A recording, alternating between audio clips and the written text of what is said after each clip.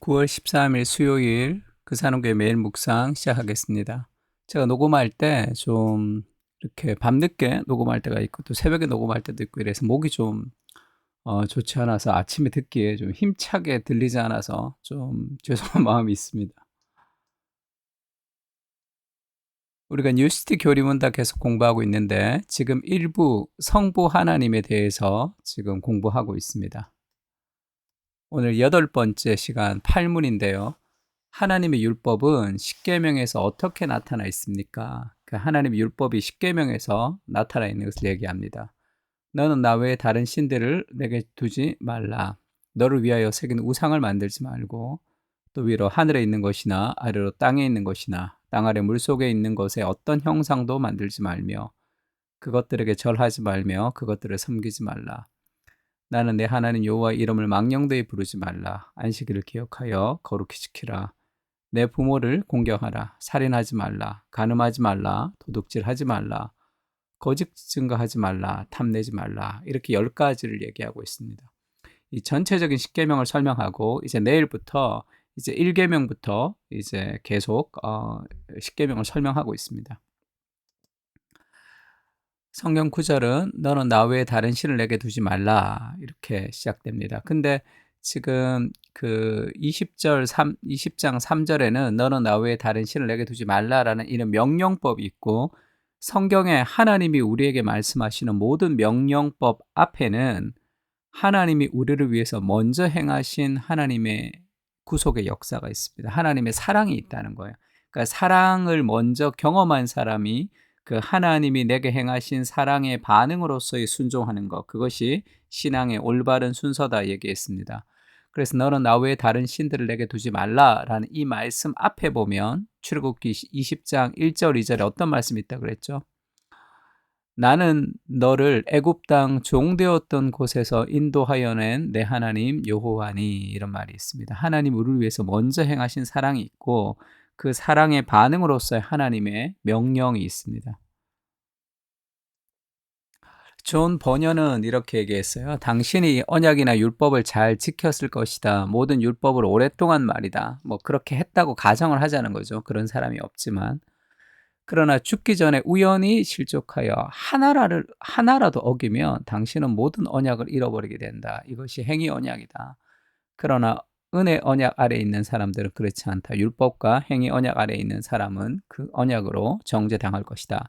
이 행위 언약, 은혜 언약 이것은 수요로 오면 가르쳐 주겠습니다. 좀 길게 설명해야 되는 부분이라.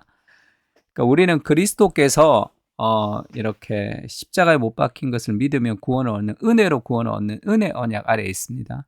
근데 이제 아담이 행위 언약 아래에 있었다는 거죠. 하나님이 율법을 지켜서 구원을 얻을 수 있는 근데 그것을 실패했습니다.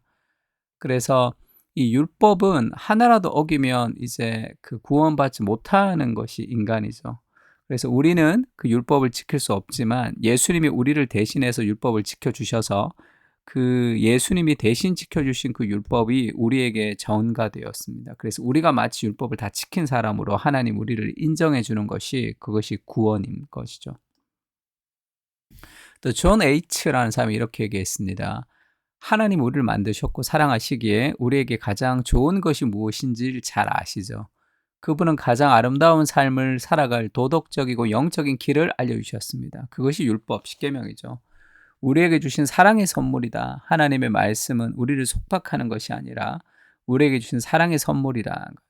근데 왜 우리가 이 하나님의 말씀을 속박처럼 느끼느냐 하면 하나님의 말씀에 문제가 있는 것이 아니라 율법에 문제가 있는 것이 아니라 우리의 본성에 문제가 생겼기 때문에 그렇죠. 율법을 지키고 싶어 하지 않는 그런 삶의 본성에 문제가 있습니다. 그래서 우리가 이 율법을 볼 때 이 세 가지 용법이라 그래. 세 가지 용도라고 하는 것을 좀 기억하면 구약을 읽을 때 참 도움이 많이 됩니다. 그러니까 율법은 세 가지 용도, 세 가지 기능이 있다는 거예요. 첫 번째는 시민적 용도 이렇게 얘기합니다. 뭐 정치적 용도 이렇게 부르는 사람도 있어요. 켈빈의 기독교 강요에 보면 정치적 용도 이렇게 이제 번역이 되기도 했습니다. 이것은 이 법이 있으니까 그것을 지키지 못하면 어떤 심판을 받는 것을 통해서 죄를 억제하는 기능이 있죠. 율법은. 이건 예수 믿는 사람이나 예수 믿지 않는 사람이나 다 동일합니다. 그래서 시민적 용도라는 거예요. 아, 이 법이 있으니까 내가 이것을 잘 지키지 못하면 벌을 받는구나 하면서 죄를 억제시키는 그런 영향, 그런 용도로 사용됩니다. 모든 사람들에게 다 포함되는 거죠. 그 율법의 제2 용도라는 게 있어요. 이게 좀 중요한데 그걸 교훈적, 신학적 용도라고 합니다. 우리가 율법을 지키지 못하니까 그 율법은 우리에게 죄를 깨닫는 기능을 하는 거예요. 내가 죄인이라는 것을 깨닫게 해준다는 거예요. 그것을 깨닫게 해줘서 결국 우리를 그리스도에게 인도하는 그런 어시스트를 한다. 지금 그렇게 이야기하고 있습니다. 그러니까 율법의 두 번째 용도예요. 그러니까 이것은 우리가 예수님을 믿을 때 지금 우리가 죄인인 것을 깨달아서 예수님께 나아갈 수 있도록 도와주는 역할을 율법이 하는 거죠. 또 예수 믿고 나서도 우리가 이제 내가 율법을 지킬 수 없는데 그리스도께서 지켜주셨구나라는 그런 회개할 수 있는 그런 마음을 가지게도 합니다. 요 성경 구절을 한번 찾아볼게요. 지금 제2 용도를 얘기합니다. 제2 용도. 두 번째 용법에서 예수님이 십계명을 그렇게 얘기하죠. 옛사람에게 살인하지 말라 했는데 그것은 행위적 살인이 아니라 형제에게 노하는 자마다, 형제에게 분노하는 자마다, 형제에게 라가라고 하는 이 바보야 이렇게 멍청아 이렇게 얘기하는 사람마다 그것은 지옥불에 들어가게 될 것이다 이렇게 얘기했죠. 그러니까 미워하는 것이 곧 살인하는 것이다 이렇게 얘기했습니다. 그러면 우리가 다 살인자죠. 그리고 간음하지 말라 이렇게 얘기했는데 그것은 어떤 행위적인 어떤 성적인 폭행을 하는 것이 아니라 남자와 여자를 보고 음욕을 품는 그 모든 것이 이미 간음했다 이렇게 얘기하면서 예수님은 십계명을 어떤 행위적 도구로 보지 않고 그 우리의 마음 속에 일어나는 것까지 그 십계명의 잣대로 우리에게 제시하는 거죠.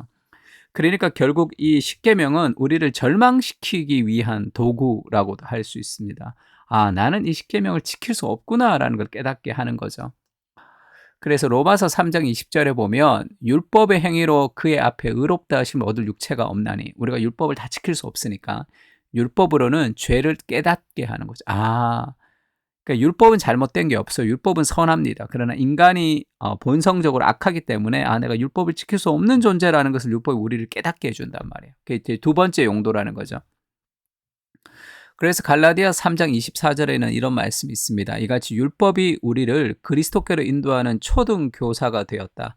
이 초등교사, 옛날 성경에는 몽학 선생이 되었다 이렇게 얘기했는데 그 율법이 우리를 그리스도께로 인도한다는 거예요. 왜? 나는 죄인이구나. 나는 스스로 구원을 얻을 수 없구나. 그래서 나에게는 구원자가 필요하구나. 은혜가 필요하구나. 이렇게 그리스도께로 인도하는 기능을 하는 거죠. 율법은 죄를 깨닫게 해서. 그래서 믿음으로 말미암아 의롭게 되는 거죠. 율법의 행위가 아니라. 그것이 율법의 두 번째 용도가 되는 겁니다. 그러니까 죄를 깨달아서 예수님께 인도하는 기능을 하는 거죠. 그 다음에 세 번째 용도는 그렇게 예수님을 영접했어요. 예수님을 영접하고 이제 예수님을 믿은 사람에게 율법은 이제 어떤 의미가 있는가? 율법은 죄를 깨닫게 해서 내가 예수님을 만났기 때문에 이제 율법은 필요 없어. 나는 내 마음대로 살 거야. 이렇게 살 수 없다는 거죠. 예수님을 믿은 사람들에게는 이전에는 우리가 율법을 지킬 수 없었지만 예수님을 믿으면 내 안에 성령께서 함께 하셔서 율법을 따라서 살아갈 수 있도록 우리에게 힘을 주신대요. 우리가 율법을 못 지킬 때도 있지만 율법을 이제 지킬 수 있는 사람이 된 거예요. 우리가 성령님의 은혜를 따라 율법을 지킬 수 있도록 하나님이 우리를 만들어 주셨습니다. 그래서 도덕적 성도를 위한 용도라는 거죠. 우리가 하나님의 뜻을 어떻게 알 수 있습니까? 예수 믿고 나서 우리가 어떻게 살아야 됩니까? 인생의 소명과 사명을 어떻게 이루어야 됩니까? 간단하게 얘기하면 말씀을 따라 순종하십시오. 그것이 우리 인생의 길입니다. 내가 오늘 말씀 읽고 내 삶에 하나님의 말씀 앞에 순종하는 명확한 하나님의 말씀 앞에 순종하는 삶을 살아갈 수 있도록 하나님이 우리에게 율법을 주신 거예요. 그러니까 지금 우리에게 율법은 어떤 용도입니까? 세 번째 용도겠죠. 지금 도덕적 성도를 위한 용도로 우리는 율법을 지키며 살아갈 수 있도록 내 안에 성령께서 우리에게 그리스도의 사랑으로 강권하여 주시기 때문에 그 율법을 따라 살아갈 수 있는 힘을 우리가 가지는 거죠. 그래서 내가 율법을 따라 순종하며 살아가는 것도 다 하나님의 은혜의 결과인 것을 좀 알아야 됩니다. 그래서 요한 1서에는 그렇게 얘기하죠. 이 3용도를 얘기하는 것입니다. 예수께서 그리스도이심을 믿는 자마다 하나님께로부터 난 자니 또한 낳으신 이를 사랑하는 자마다 그에게서 난 자를 사랑하느니라. 사랑. 우리가 하나님을 사랑하고 그의 계명을 지킬 때 사랑이 계명을 지키는 거죠. 이로써 우리가 하나님의 자녀를 사랑하는 줄을 아느니라. 하나님을 사랑하는 것은 이것이니 우리가 그의 계명들을 지키는 것이라. 그의 계명들은 무거운 것이 아니로다. 사랑하면 그 사람과 대화하고 싶고 교제하고 싶고 그 사람에게 선물을 주고 싶고 만나고 싶고 그런 거죠. 그래서 우리가 하나님을 사랑하는 그 하나님이 나를 사랑하시는 그 은혜에 집중하는 것이 신앙에 있어서의 우리의 순종을 촉발하는 지름길이 됩니다. 율법 지켜야지. 내가 말씀 봐야지. 기도해야지. 그런 삶의 어떤 무거운 주제보다 하나님의 사랑을 자꾸 기억하고 하나님의 사랑을 자꾸 생각하고 그럴 때 자연스럽게 우리 삶 속에서 더 큰 순종의 동기가 생기는 거죠. 사랑은 계명을 지키는 능력으로 나타납니다. 그래서 신명기에는 이런 말씀이 있죠. 이스라엘아, 내 하나님 여호와께서 내게 요구하시는 것이 무엇이냐? 여호와를 경외하고 모든 도를 행하고 그를 사랑하며 마음을 다하고 뜻을 다하여 내 하나님 여호와를 섬기고. 이게 무거운 것이 아니죠. 내가 오늘 너의 행복을 위하여 내게 명하는 여호와의 명령과 규례를 지킬 것이 아니냐. 이것이 우리에게 진정한 행복이 되는 거죠. 참된 행복. 자, 하나님의 율법의 십계명은 어떻게 나타나 있습니까? 이런 십계명이 쭉 나타나 있는데 이 십계명은 우리를 절망시켜서 하나님 그리스도께 나아가게 하고 그리스도를 영접한 사람들은 이것을 지킬 수 있도록 성령께서 우리에게 은혜를 부어주셔서 하나님의 사랑 안에서 우리를 지킬 수 있도록 지금도 역사하고 있다. 때로는 못 지킬 때도 있지만 우리는 지속적으로 말씀에 순종하며 살아갈 수 있는 하나님의 사람들이라는 것을 좀 기억하면 좋겠습니다. 세 가지 기도 제목 가지고 기도합시다. 율법을 통해서 죄를 깨닫고 회개하며 그리스도께 나아가게 하옵소서. 이것은 우리가 예수님을 영접할 때 우리가 그런 과정으로 영접하지만 영접하고 나서도 지속적으로 우리가 율법을 지킬 수 없는 존재인데 하나님의 은혜로 우리를 지킬 수 있도록 해주시기 때문에 우리의 연약함, 자신의 죄인됨에 대한 인식을 계속하면서 하나님의 은혜에 대한 감사를 계속하는 것, 그것이 필요하죠. 두 번째는 우리를 대신해서 율법의 요구를 이루어 주신 예수님을 기억하며 감사하며 순종하게 하옵소서. 이게 두 번째 기도 제목입니다.